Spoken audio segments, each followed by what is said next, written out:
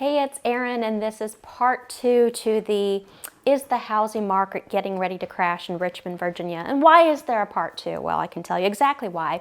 When the power goes out, you kind of lose most of your equipment, and so you can't record anymore. And it's always a good idea when you're checking batteries to check all of them and not just one, so you don't do your entire broadcast and then figure out that a good portion of it didn't get recorded. Am I bitter about it? Not in the least. It's opposite day. Again, I'm Erin Melton. Welcome to Living in Richmond, Virginia. If this is your first time to our channel, make sure to hit that like button, make sure to hit that subscribe button, and make sure to ring that cute little bell so that you are notified every time we release a new video. So let's get back into it, and what we were kind of leaving off on had to do with the housing market, and it doesn't look like we're on the verge of a crash in the Richmond, Virginia area. And we ended up kind of talking about all the things about inflation, interest rates, and really what we all came down to as a conclusion is that we're really talking not about a bubble, we're talking about the law of supply. And that has been the major thing that most everyone needs to just be aware of, is that things might seem the same as it was prior to the crash back in '08, but there's some very big differences. But remember, for part 2, I really wanted to get in more into the stories and not just talking about the facts and the things that everyone's talking about in the headlines, but let's relate this more to a personal level so that you can really bring it down and see if it is the right time for you to buy, the right time for you to sell, and to feel comfortable about the decisions that you're making.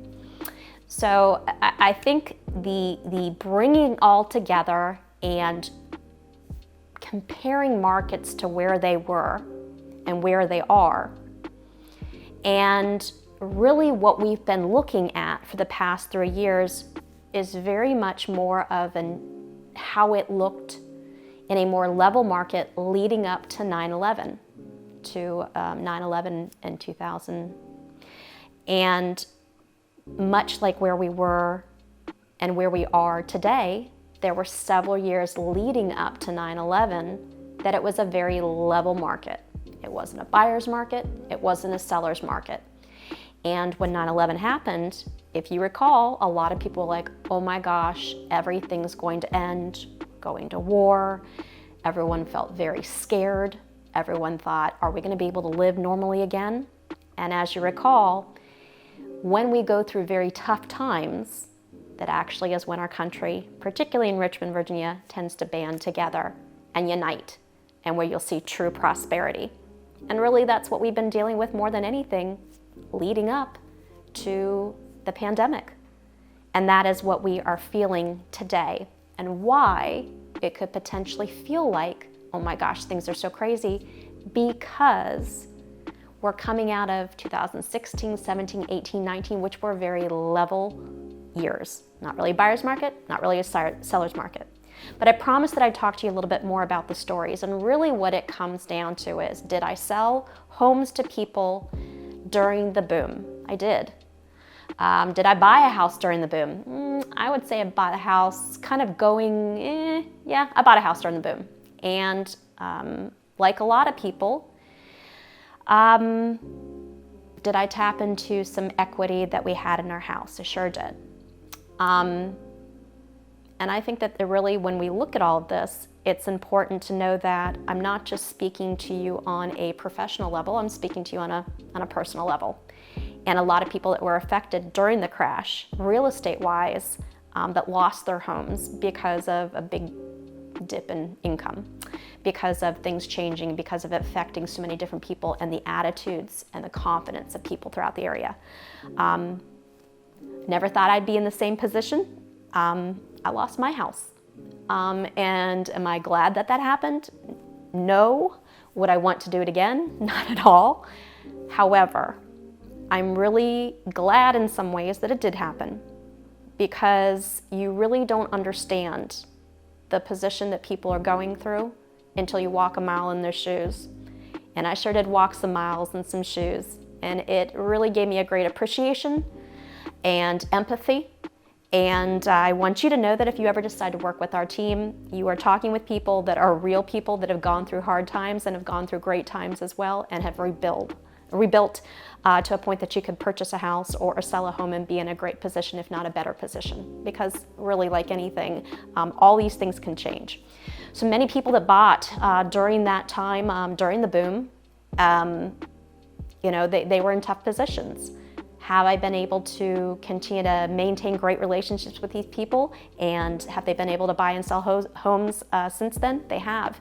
Even for people that had to make some really tough decisions and let go of their house and rebuild things, they absolutely have.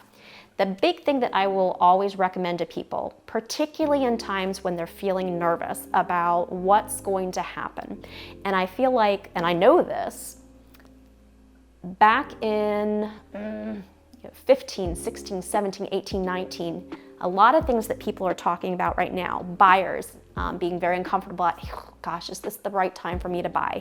Are we on the verge of a crash? Is this a bubble? Is it gonna burst? Am I gonna buy a house now that I love, that I understand that I have to be more competitive to get this house, and then come a year from now, the bubble has burst, and now I've just lost all this equity and I've overpaid for a house. I totally get where you're coming from.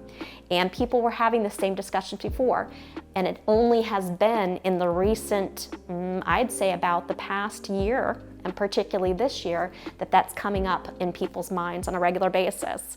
So a thing that I always come back to, that I advise my clients at all times, no matter what kind of market that you're in, if you're looking to stay in a home for less than 3 years, particularly if you are in a market where things are appreciating at a fairly high level like we are right now, I'm not going to recommend for you to buy a house.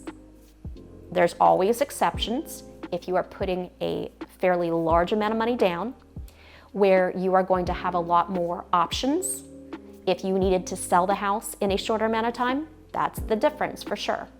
But for people that are really looking for a deal right now and think, oh, I'm just going to turn things around and sell it for just $1 million in the next 3 years, is that necessarily something I'd recommend? And the answer is no. If you are looking to stay in a home or hold onto a home at least for 5 years, I'm definitely going to recommend that it could be a very good time if your motivation and all the different things have fallen into place, that it's looking good for you. When I go back to kind of the stories, I think of some clients, and I can think of a few for sure. They bought a house during the boom. We sold their house after the crash, and they were first-time home buyers. And they bought a house, they had fixed it up, it was absolutely beautiful, and for a market that was fairly level, and that I would prepare my sellers to be like, hey, your home is probably going to be on the market for at least 2 months before you get it under contract. And I was still able to get those homes under contract in a very quick manner. It was very tough for those sellers to realize that, hey, this home I bought at a really great deal, fixed it up, and thought that I would be in a position where I could make a great profit, when they were actually going to take a loss. That is a hard thing to swallow. We were able to get their home sold, make as much money for them as possible. And many of those sellers did go through some tough times and may have had to take a step back for a couple years, rent for a couple years, make some big financial adjustments. However, each and every single one of them have been able to come back and buy a home during a market that was a little calmer, and made a great investment, and then turned around a couple years later and sold it for a great profit. And the most important thing to always come back to, no matter what kind of market that we're in. Are we in a buyer's market? Are we in a seller's market? Are we on the verge of a crash? Should I buy a house? Should I not buy a house? Always come back to the benefits of owning a home. The benefits of owning a home. And there are things that drive every single market that will never change. I mean, think about all the life changes that go on. Marriages. New buyers coming into the market. There's always going to be new buyers coming into the market. Death, divorce, promotions, the great things when all of a sudden you're making more money, and all of a sudden this opens up an option where you could be, or someone else could be, buying a larger home. Relocation, a job You have a great job, but all of a sudden you get relocated, or maybe you have a not so great job and you lose it, but you find another job somewhere else. There's always going to be things that are going to keep homes coming on the market, being sold, and people coming into the market and selling. So always keep that in mind. And it happens in every single market. Now, are we seeing right now much of what we were seeing many years ago, and why it can feel like that we're in the middle of the bubble of so many buyers coming in the market, just buyers, buyers, buyers coming out your ears, everybody coming into the market, everybody talking about like, yeah, let's buy a house, let's buy a house. Yes, there are the similarities. However, we are dealing with a true supply issue right now in Richmond. Has it gotten better than how it was? It does. And I know statistically, we can look at it too, there are more homes on the market this spring in Richmond than there were a year ago in that spring. And very similarly, coming into 2021 and also coming into 2022 at both times, inventory was so crazy low that everyone just got really, really nervous. The great thing is, all the major predictors were looking at that we were going to see a really nice uptick in inventory for the spring market, and we did. However, we're still at inventory lows. That is why things feel like they do. We're not in a bubble. This is called the law of supply. And even with the interest rates going up, even with inflation, I'd say more than anything, I'm contacted more by people that say, hey, I'm really just tired of this whole renting thing. I'm ready to make a place of my own.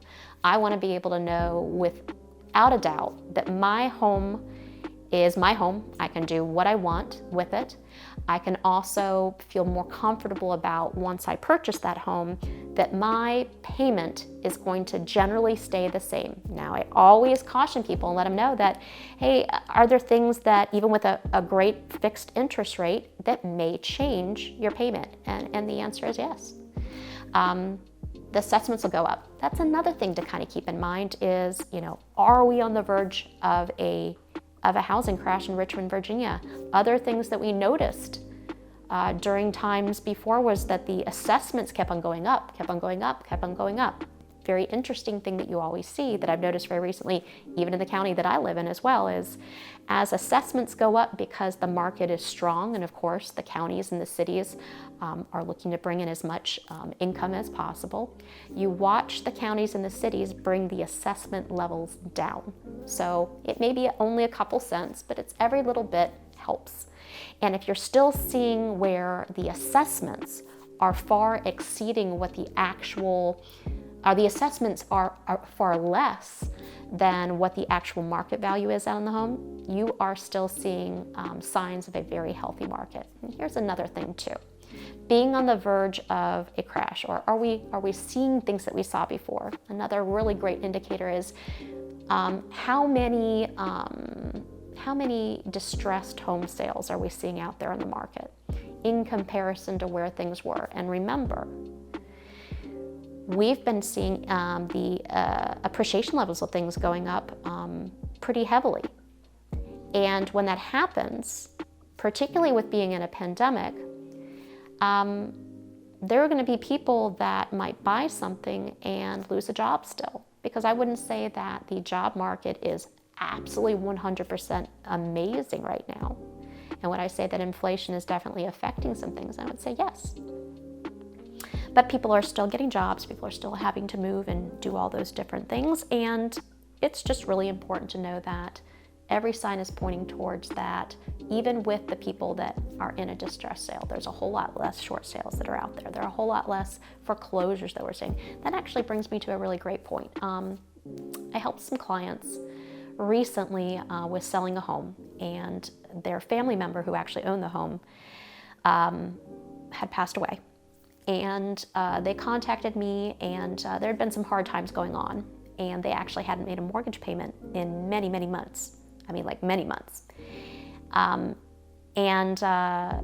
they were in regular contact with the bank. And then it was like, we need to go ahead and sell it, and we're okay with just, let's try to deed in lieu, or let's do, try to do a short sale and all those different things. And the bank actually advised him, hey, with how the appreciation levels have been, you may be able to do just a straight arm's length sale. and pay everything off, and who knows, you can really make a little bit profit. And that's the interesting thing, is they hadn't even bought their home during or prior to the crash. They had bought it afterwards, but a very level market, but yet they were afraid that they wouldn't be able to sell the house and make a profit. They just thought, oh, we have to give it back and we're just gonna have to take a loss, and weren't making the mortgage payments, and just lots of things going on. The house was in a little bit of rough shape. It wasn't a very old home, but it was rough. So I knew, even in the market that we were in, that we were gonna have to price it appropriately so that we could attract the right buyers in. And I want you to know that we were able to sell that home for them with a regular sale. There didn't have to be any kind of third-party approval from the bank. And they actually did walk out with a decent profit as well. And it's because of all of these things still come into play, all the different regular things that come into play that you're looking for. It would be, 3 years, maybe not the greatest time to sell. If you're going to own it for 5 years, it could be a really great time. And they were very fortunate they had owned it for 5 years. And even though the house had gone down in the condition it was in, and even though they were behind in payments, so they had to make up that, even with all those things, they were still in a position that they could sell the home. I was able to help them sell the home and position themselves in the market to make sure that they were in a great position, and they were able to sell it and make a profit. And that makes me feel really great when I can make a difference there. So really, where we all end up, are we on the verge of a housing crash? And I still resoundingly look at things and go, no, we're looking at an inventory shortage. And we really got to get those numbers of homes up in order to, and really have something that is truly going to shake the confidence of a buyer for us to see really any kind of softening. Very important to know though, am I seeing some signs of a little bit of buyer fatigue? Yes, I am, for sure. But we're working in the right direction, and I don't think that we're dealing with any kind of being on the verge of a housing crash. Hey guys, it's Erin, and if this is a first time to our channel and you want to learn everything there is to know about living in the Richmond, Virginia area, make sure to hit that subscribe button, make sure to hit that like button, and also click that little cute bell so that you're notified every time we release a new video.